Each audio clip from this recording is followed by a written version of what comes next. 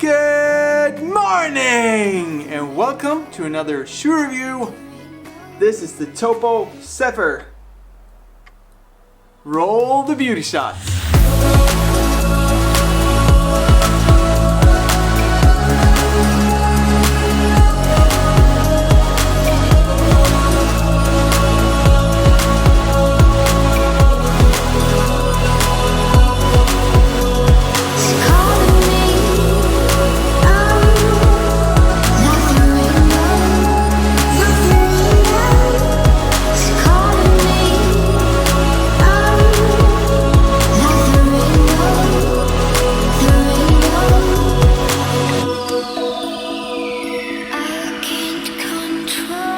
First of all, let me clarify.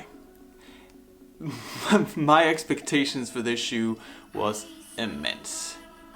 When I first saw this shoe a couple of months back, I was taken. I was smitten. I was, no matter what you call it, I was that. Most of all because they put everything that I like in my favorite shoes into this shoe. It had, let me take it out.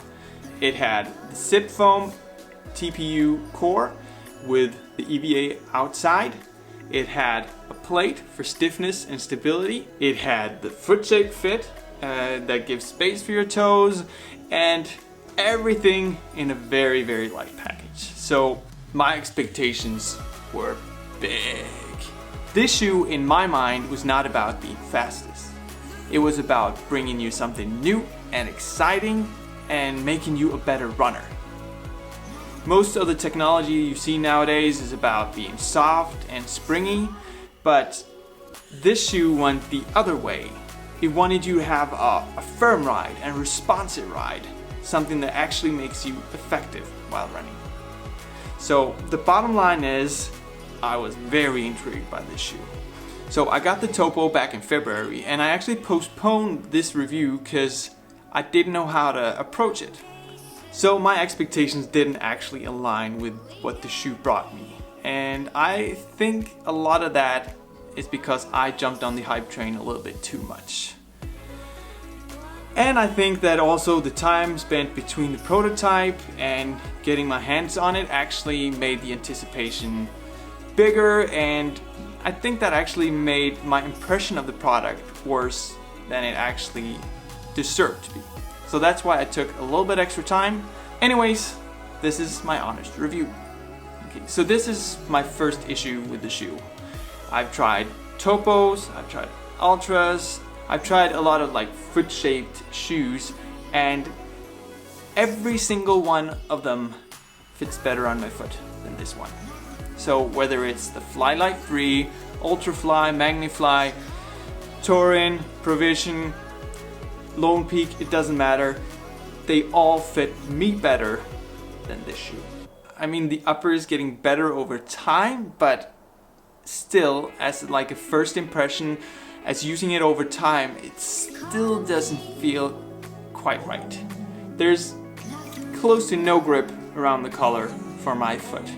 And I think that a lot of it has to be because they removed the thickness of the tongue, and they haven't really compensated for that when introducing that new feature. The tongue is also too short, and you can actually see that the laces actually could go higher than the tongue, and that actually makes the tongue dig into my foot while running, which is not a great feeling. I mean, this is a lightweight shoe, so what they should have done, in my opinion, is just taken the Fli-Lyte 3 upper and then put it on this, because the Fli-Lyte 3 upper is amazing and it just fits perfectly. I actually put a fresh Fli-Lyte 3 on my foot and then this one afterwards, and there is no comparison.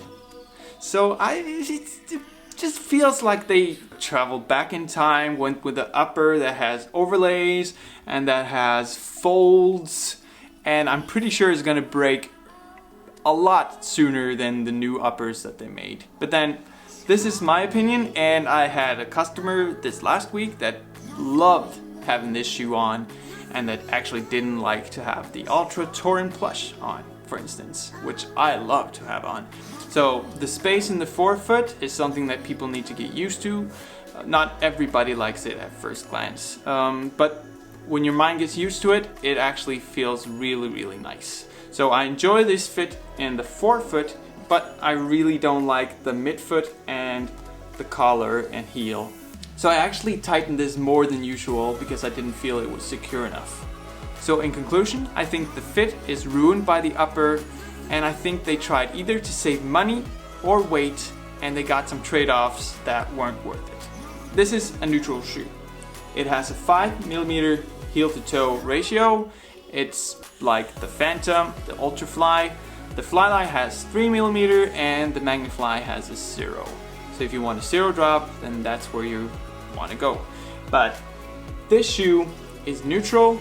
It has the plate in the midfoot that actually creates a lot of stability. So this shoe is actually pretty stable, and also because of the lower heel drop, this shoe is good as a neutral but stable shoe. The only thing that's actually ruining the stability here is, again, the upper, which doesn't feel like it's hugging the foot enough, and thus creating less stability. So if you're a heavy pronator, then I would suggest going to a different type of shoe. But as long as you don't need a lot of stability, this shoe should fit you well. Now to the feel.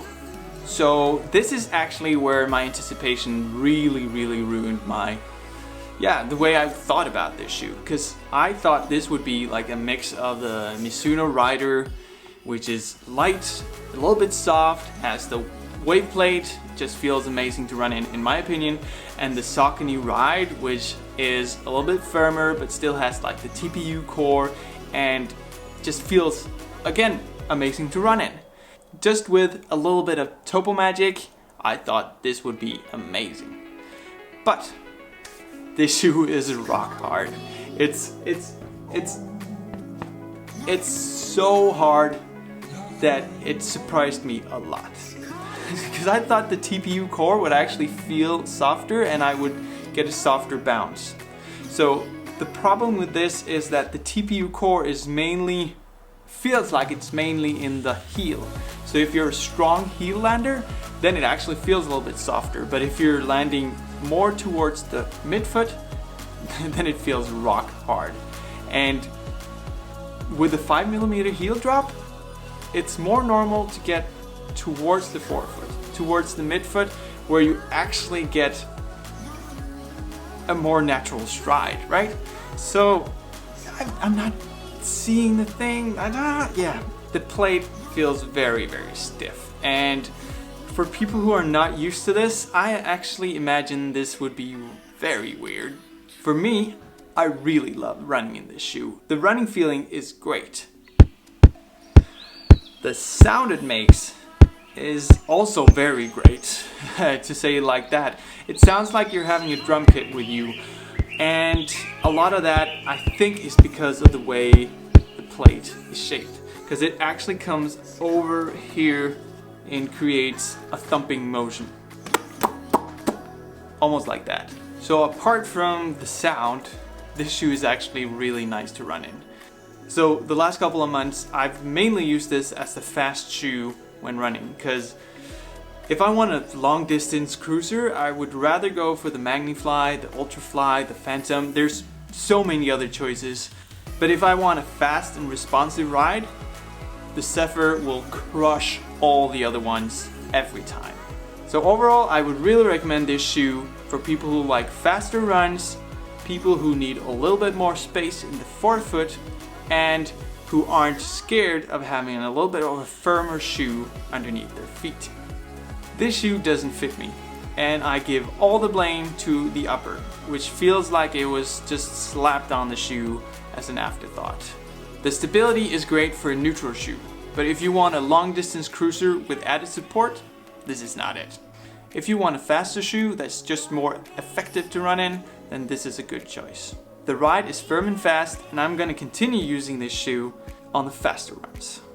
If you liked this video, please give me a thumbs up. If you have any other experiences with this shoe, then please write to me in the comments down below, because my followers and the people watching this video also needs different perspectives. If you like nerdy shoe videos, race videos, and that kind of stuff, then please consider subscribing, because I really would like to get to 1,000 followers. Anyways, have a great day, have a fantastic run, and I'll see you next time. Bye!